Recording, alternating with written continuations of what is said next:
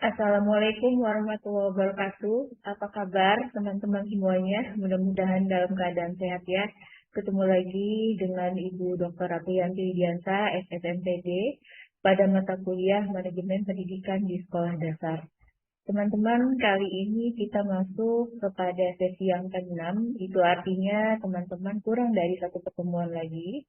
Kita akan melaksanakan ujian tengah semester. Karena itu Ibu menghimbau agar teman-teman sudah menyiapkan materi-materi yang nantinya akan menjadi bahan bacaan untuk nantinya teman-teman melaksanakan ujian tengah semester pada pertemuan yang ke-8.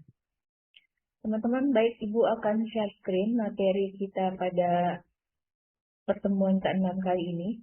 Mohon disimak dengan baik ya. Kali ini kita akan membahas tentang kepemimpinan dalam pendidikan. Salah satu faktor dari manajemen pendidikan yang penting, tetapi masih kurang tersentuh dalam program pembangunan pendidikan, adalah kepemimpinan kepala sekolah. Kalau dalam pendidikan berarti kepemimpinan kepala sekolah kalau di sekolah. Kalau untuk di perguruan tinggi berarti rektor. Sebesar apapun input persekolahan ditambah atau diperbaiki, outputnya tetap tidak akan optimal. Apabila faktor kepemimpinan kepala sekolah yang merupakan aspek yang sangat strategis dalam proses belajar-mengajar tidak diberikan perhatian yang memadai. Hal demikian disebabkan karena kepala sekolah adalah pengelola terdepan yang memutuskan dapat tidaknya setiap input berproses dan juga berinteraksi secara positif dalam sistem belajar mengajar. Kepala sekolah juga memiliki peranan yang dominan untuk mendorong upaya inovasi, baik yang berasal dari luar maupun yang timbul dari dalam sekolahnya.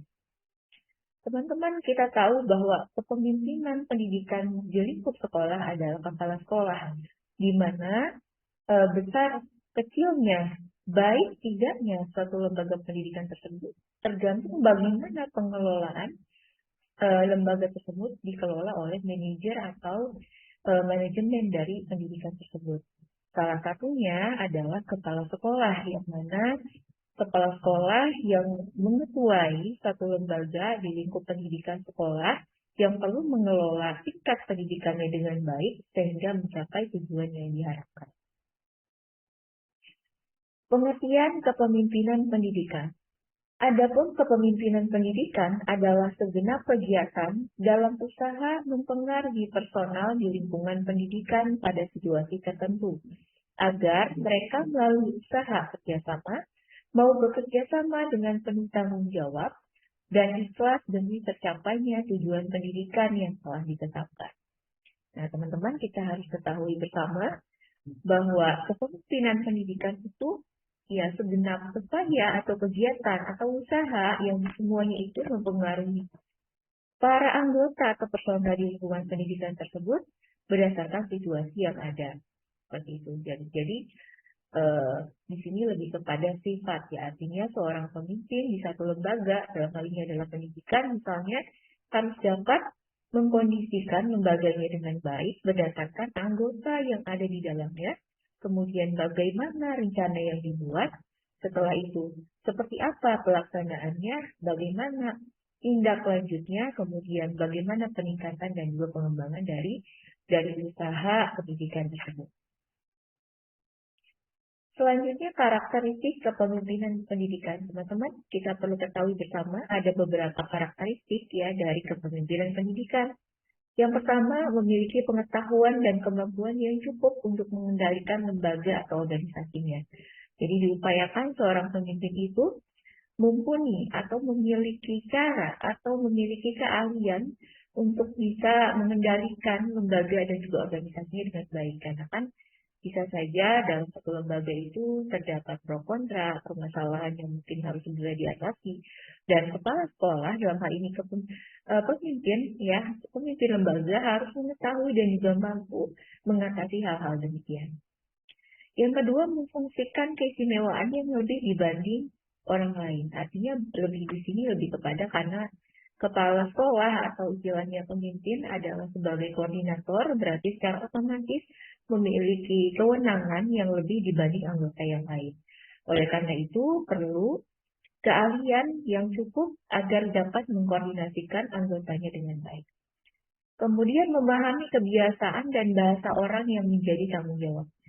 Nah, menjadi pemimpin, terutama dalam pendidikan, juga perlu mengetahui adaptif, kemudian juga mengenali karakteristik anggotanya, sehingga ketika terjadi permasalahan yang muncul, seorang pemimpin tidak serta-merta langsung menjudge seseorang menjadi satu hal yang buruk atau baik. Perlu adanya observasi lebih lanjut sehingga lembaga bisa berjalan, lembaga dapat konsisten ke arah yang lebih baik. Yang keempat, mempunyai karisma atau wibawa di hadapan manusia atau orang lain.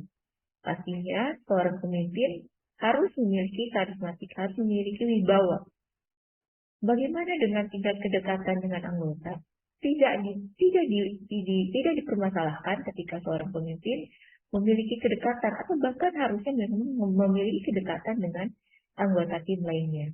Tujuannya adalah untuk memudahkan komunikasi sehingga hal-hal yang berkaitan dengan kegiatan yang harus dilaksanakan bisa berjalan dengan baik. Namun dalam hal ini, wibawa dalam hal ini itu maksudnya pemimpin tersebut atau ketua atau apalah namanya, itu harus memiliki batasan mana yang memang perlu disampaikan kepada anggota, ada juga yang mungkin perlu di skip seperti itu. Makanya kenapa seorang pemimpin harus memiliki karisma dan juga wibawa di hadapan anggota lainnya.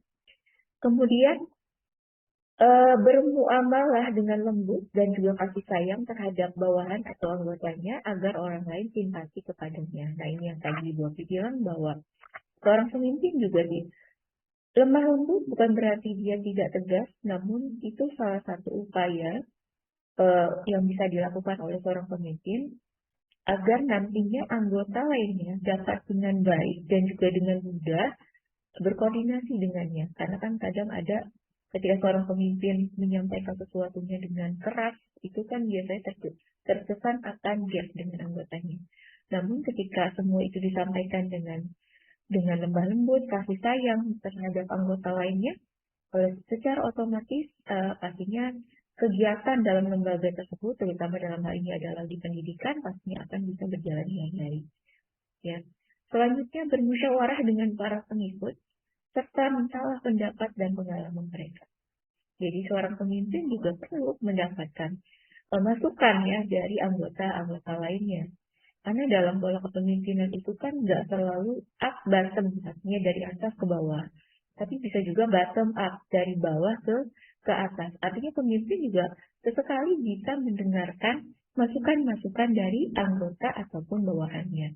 Karena kan bisa saja mungkin anggotanya memiliki pengalaman yang tidak dimiliki, barangkali seperti itu, yang nantinya akan bisa menjadi bahan referensi ketika kita menghadapi permasalahan yang mungkin belum bisa terselesaikan dengan baik seperti itu.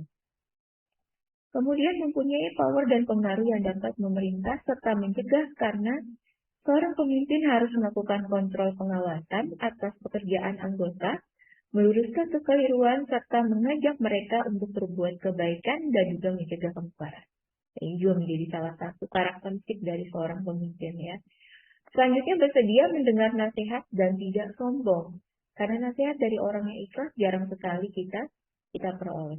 Nah, sebagai pemimpin kita juga perlu mendengarkan hal-hal positif dari anggota kita. Misalkan kita dievaluasi. Nah, itu harusnya sih kita melakukan introspeksi, jangan lantas tiba-tiba dengan kita dievaluasi lantas kita jadi tidak setuju atau bahkan mungkin tidak merasa senang dengan adanya evaluasi tersebut. Harusnya jika itu adalah untuk kebaikan dari lembaga, seorang pemimpin harus bisa menerima dengan baik, menyikapi semuanya dengan sabar dan tidak sombong. Itu yang terpenting. Selanjutnya, ada masih beberapa karakteristik atau ciri-ciri kepala sekolah yang mengagumkan atau admirable. Ya, ini perlu juga siapa tahu nanti kita atau teman-teman mungkin barangkali yang berkesempatan menjadi seorang kepala sekolah atau bahkan sebenarnya guru sendiri adalah pemimpin ya, pemimpin di dalam pembelajaran. Nah, Yang pertama, memiliki pemahaman yang luas terhadap sekolah yang dipimpin, terutama mengenai peraturan sekolah, kesesuaian situasional dan juga perubahan-perubahan yang terjadi di edukasinya ya. Jadi seorang kepala sekolah yang mengagumkan itu harus memiliki pemahaman yang luas, tidak sempit, terbuka gitu kan, menerima pembaharuan dan pastinya menerima saran dan juga kritik dari anggota atau dalam hal ini kepala sekolah berarti menerima masukan dari para guru ataupun anggota lainnya. Karakteristik yang selanjutnya adalah sulit mengatakan tidak untuk membantu para siswa dan juga guru agar tumbuh dan berkembang. Jadi nggak ada kata, saya nggak bisa. Nah, jadi katanya, siap saya bisa. Baik, ayo kita jalan sama-sama. Seperti itu. Jadi tidak ada kata tidak untuk lembaga yang sedang dia kelola. Artinya dia akan terus-terus mengupayakan agar seluruh aktivitas yang berada di lembaga tersebut dapat bisa terlaksana dengan baik. Seperti itu. Kemudian memiliki kemampuan mendengarkan. Nah, ini yang mungkin banyak pemimpin dalam hal ini kepala sekolah yang kurang bisa menjadi pendengar yang baik bagi anggota lainnya. Misalnya nih ada keluhan atau masukan dari para guru di sekolah, nah itu harusnya ditampung, didengarkan dengan baik. Barangkali arahan, masukan dan itu bisa menjadi referensi agar nantinya sekolah dapat lebih baik lagi seperti itu. Karena kan yang menjalani aktivitas di sekolah itu kan secara otomatis kan guru-guru yang tahu seperti apa kondisi di lapangan itu kan guru-guru. Makanya kepala sekolah harus bisa menjadi pendengar yang baik ketika beberapa guru barangkali mengalami satu kondisi yang memang perlu diselesaikan permasalahannya. Selanjutnya, senang bekerja sama dengan orang lain sehingga orang lain tersebut dapat berhasil. Jadi bekerja secara tim. Tidak bekerja sendiri, tidak bekerja untuk pribadi, tapi bekerja untuk timnya. Seperti itu. Dengan cara apa? Mengkoordinasikan timnya agar mau untuk bisa bekerja secara tim sehingga kegiatan-kegiatan yang ada di lembaga tersebut bisa terselesaikan dengan baik secara tim. Selanjutnya, toleran terhadap situasi ambiguitas, sesuatu yang mungkin belum jelas, itu ada toleran, jadi perlu diperjelas kembali, dan memahami bahwa budaya sekolah terus berkembang sepanjang waktu.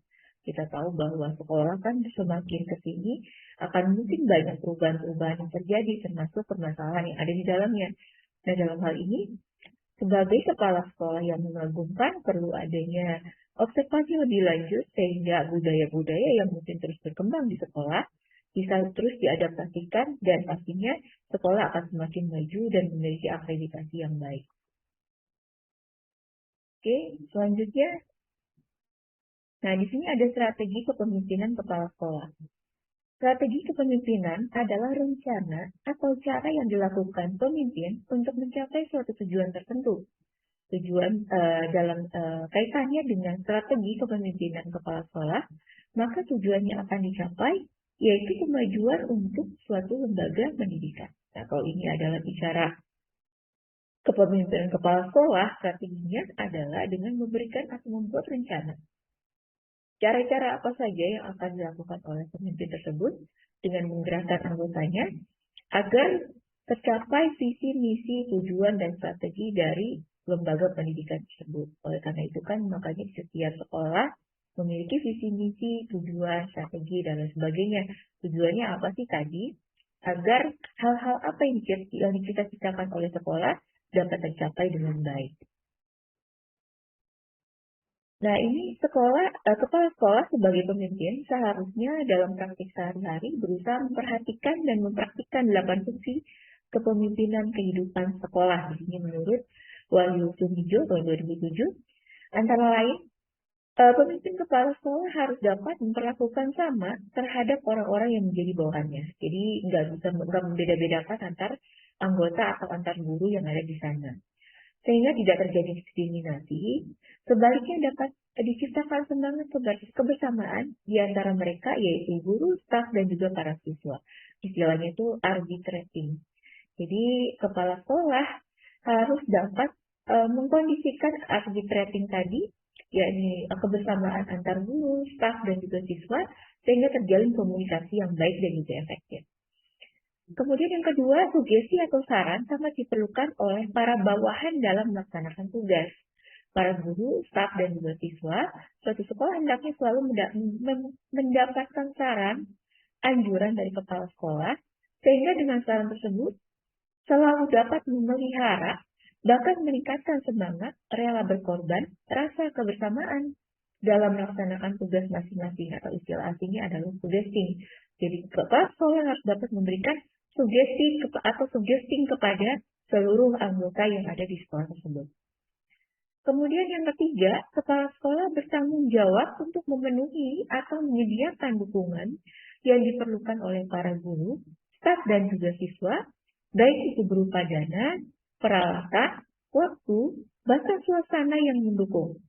Tanpa adanya dukungan yang disediakan oleh kepala sekolah, SDM atau sumber daya manusia yang ada tidak akan mungkin dapat melaksanakan tugasnya dengan baik, atau istilah aslinya adalah supplying of objektif, gitu ya. Jadi kepala sekolah harus bisa memposisikan sebagai supplying objektif, sehingga semuanya bisa berjalan dengan atau memberikan dukungan kepada para anggotanya, sehingga tugas-tugas dapat bisa terlaksana dengan baik di sekolah tersebut. Selanjutnya, kepala sekolah berperan sebagai katalisator, dalam arti mampu menimbulkan dan menggerakkan semangat para guru, staf, dan juga siswa dalam pencapaian tujuan yang telah ditetapkan. Kata semangat, kehilangan kepercayaan harus dapat dibangkitkan kembali oleh para kepala sekolah, atau istilahnya itu katalisi. Ya, jadi beberapa poin-poin tadi ini bisa menjadi layak ya, dan perlu dipraktikkan oleh kepala sekolah. Ini baru yang keempat. Ada lanjutannya, selanjutnya yang kelima adalah providing security. Artinya kepala sekolah sebagai pemimpin harus dapat menciptakan rasa aman di dalam lingkungan sekolah, sehingga guru, staf, dan siswa dalam melaksanakan tugasnya merasa aman, bebas dari perasaan gelisah, kekhawatiran, serta memperoleh jaminan keamanan dari kepala sekolah tersebut. Ya, jadi perlu menjadi tim kepala sekolah itu bisa menjadi ketua yang dapat bisa mengamankan lembaganya dengan baik dari hal-hal yang mungkin tidak diinginkan. Selanjutnya, representing, artinya penampilan seorang kepala sekolah itu harus selalu dijaga integritasnya, selalu terpercaya, dihormati, baik secara sikap, perilaku maupun perbuatannya. Selanjutnya adalah inspiring, jadi kepala sekolah harus selalu membangkitkan semangat, percaya diri terhadap para guru, staf, dan juga siswa, sehingga mereka bisa menerima dan juga memahami tujuan sekolah secara antusias, bekerja secara tanggung jawab ke arah tercapainya tujuan sekolah. Jadi harus bisa memberikan inspirasi kepada anggota-anggota yang ada di sekolah, yakni para guru, staf, dan juga siswa. Selanjutnya adalah pricing, artinya kepala sekolah diharapkan selalu dapat menghargai apapun yang dihasilkan oleh para anggota ya, yang memang menjadi tanggung jawabnya. Penghargaan dan pengakuan tersebut dapat diwujudkan dalam bentuk seperti kenaikan pangkat, fasilitas, kesempatan mengikuti pendidikan, dan lain sebagainya. Nah, ini bisa juga dilakukan oleh kepala sekolah untuk mendukung anggotanya agar melakukan pengembangan ke arah yang lebih baik dan positif. Selanjutnya, pemimpin untuk sekolah yang efektif. Nah, ini ada beberapa hal lagi ya. Yang pertama adalah idealis influence, artinya memberikan pengaruh yang mendorong tumbuhnya ide-ide baru. Jadi kepala sekolah itu harus bisa menjadi idealis influence.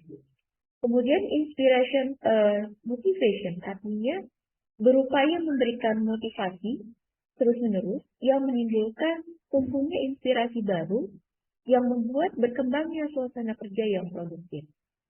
Ya, jadi ada inspirasi dan juga motivasi kepada anggotanya. Selanjutnya, intellectual stimulation. Ya, ini selalu berusaha memberikan stimulasi intelektual untuk mengembangkan kemampuan dan keterampilannya bagi peningkatan kerja anggotanya. Jadi bisa membuat stimulasi yang sifatnya itu berusaha memberikan stimulasi intelektual kepada anggotanya agar terus berkembang. Untuk mengembangkan skill baik itu dari segi soft skill maupun hard skill.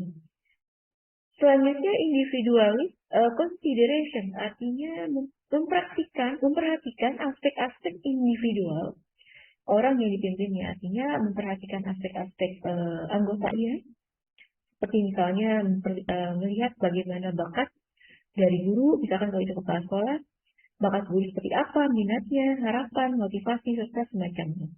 Termasuk di dalam juga bagaimana dengan staf dan juga siswa-siswa yang ada di dalam lingkup sekolah. Itu tadi mungkin pimpinan untuk sekolah yang efektif. Kesimpulannya, norma-norma kepemimpinan yang diperlukan untuk mendukung prinsip-prinsip kepemimpinan yang diharapkan ke depannya adalah berwibawa, jujur, menegakkan keadilan dan juga kebenaran, terpercaya, mengayomi, berani, mawas diri, mampu melihat jauh ke depan, bersikap wajar, menghormati hak asasi orang lain, memegang teguh prinsip dan juga asas hukum, sederhana, penuh pengabdian pada tugas, berjiwa besar, serta mempunyai sifat keingintahuan mendorong untuk menjadi ke arah yang lebih maju. Nah, ini beberapa hal yang mungkin perlu dikuasai, diketahui, dipahami, diaplikasikan bagi seorang pemimpin, terutama dalam hal ini mungkin pemimpin dalam pendidikan seperti itu. Termasuk guru, karena guru adalah salah satu pemimpin juga, pemimpin di kelasnya. Makanya hal-hal demikian yang tadi kita sampaikan itu juga perlu dimiliki oleh seorang guru sebagai bekal dalam mengkoordinasikan kelasnya sehingga tujuan dari pembelajaran di dalam kelasnya bisa berjalan dengan baik sesuai dengan harapan yang dicita-citakannya. Baik, teman-teman, mungkin itu saja materi yang bisa Bu Api sampaikan ya. Nah, setelah ini teman-teman Ibu persilakan membuat resume dari video yang Ibu sampaikan hari ini. Kemudian bentuk tugasnya adalah membuat resume ditulis tangan, kemudian juga setelah itu di foto scan, nanti akan Ibu share Google Form untuk link penguploadannya setelah ini. Jadi untuk mata kuliah pertemuan ke-6 kali ini kita tidak ada sesi diskusi, namun seandainya nanti teman-teman ada pertanyaan, silakan bisa disampaikan di WhatsApp group. Kita ketemu lagi pada sesi ke-7 berikutnya. Kurang lebihnya Bu Apri mohon maaf ya. Akhirul kalam, assalamualaikum warahmatullahi wabarakatuh. Salam sehat selalu.